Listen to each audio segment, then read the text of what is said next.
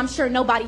Fair warning, I'm not nice and I don't seek to be respectable. I'm not asking y'all for anything because y'all can't and won't be both my savior and my oppressor. I don't want reform. I want to turn this building into luxury low-cost housing. These will make some really nice apartments to me. Firstly, stop using black children as photo opportunities because they're cute now, but in 10 years, they're black male suspect in red shirts and khaki shorts. Eating cookies and drinking milk with children does not absolve you of your complicity in their oppression and denigration, Rick Smith. Because Kansas City will spend more on police than education and then try to encourage children to feast with their oppressors. Y'all are really weird. It's asinine to be called radical or homegrown terrorists for not wanting government employees to kill citizens in any instance. So I'm not here begging anything of soulless white folks and self-preserving black folks. You get one life, and you all in this room have chosen profits over people, and that's pathetic.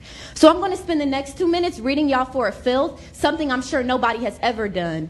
Nathan, the gentleman in the vomit-colored men's warehouse suit in desperate need of Bosley and a haircut, a former FBI agent who exudes white privilege and is the epitome of mediocrity, and who loves Trump so much that he hired his former attorney general at his firm. And it's so sweet because he spent most of this meeting looking away with his head in his hands. Or Mark, Pastor Mark of Victorious Life Church on 34th and Paseo, where the mission is to provide a place and opportunity to worship Jesus Christ and preach a message of hope and faith through God's holy word in the building. Meanwhile, he's subjecting black people to terrorism and un-Christ-like behavior at the hands of KCPD outside the building.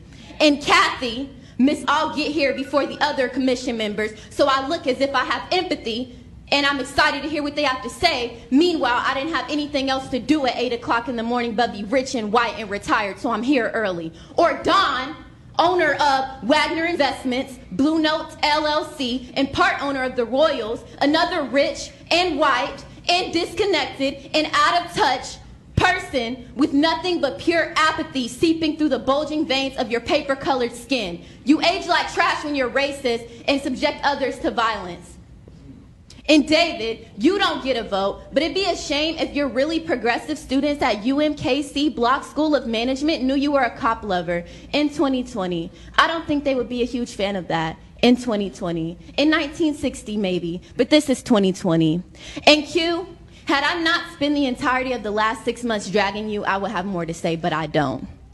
And Rick, I won't even begin with you because I don't care enough about you. Ma'am, your time to is up. start, but you will have to spend overtime in a chapel at the end of your life. You have blood on your hands, and while these idiots hold you on a pedestal, God does not honor injustice and murder.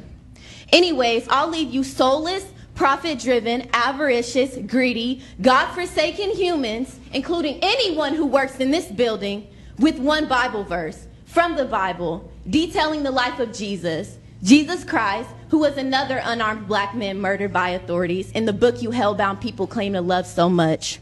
What does it profit a man to gain the whole world and forfeit his soul? You're really funny. Kiki.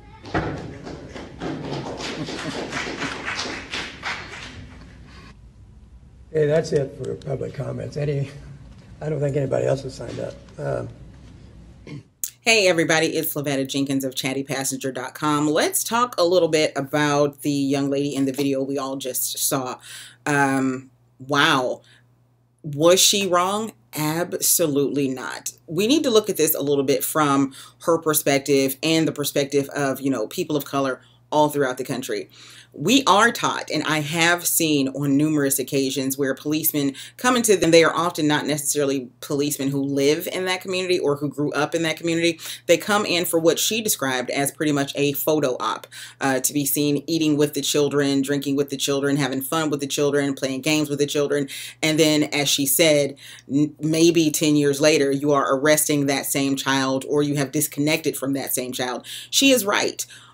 Oftentimes, children of color are used for photo ops as props. We've seen it time and time again with millions of people on missionary trips and things like that. And I can't remember where I saw the tweet, but it was saying something to the effect of, you know, hey, American Christians, and it wasn't just race specific, but American Christians, you going to other countries and trying to force your religion on them is colonization, but we're not ready for that conversation. And wow, it's definitely something that needs to be addressed.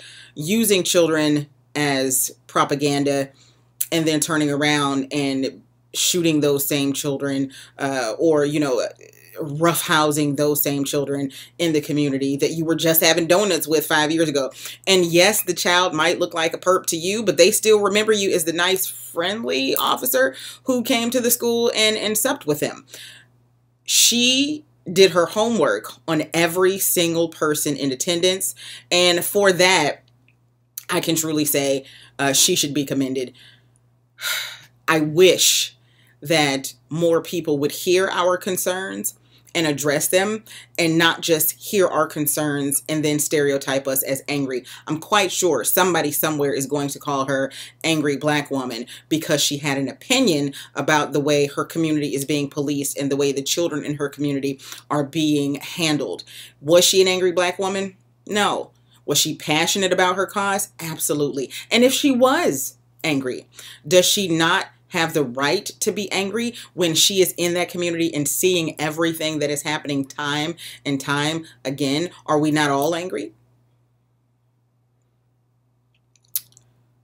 I would say that if you are a person of color in this country, then you have definitely, and you are awakened and kind of sensitive to certain things going on, then you are definitely at a little more than a low simmer, just under a raging boil.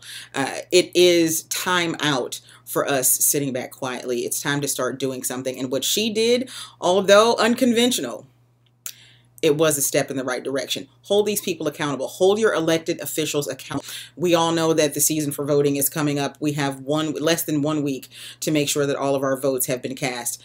This is when you make the difference with your vote. Let's hope that through voting and through our persistent call and actions for change, we'll create this world to be a better place for the generations to come. I want to see that while I live. Talk to you in the next one.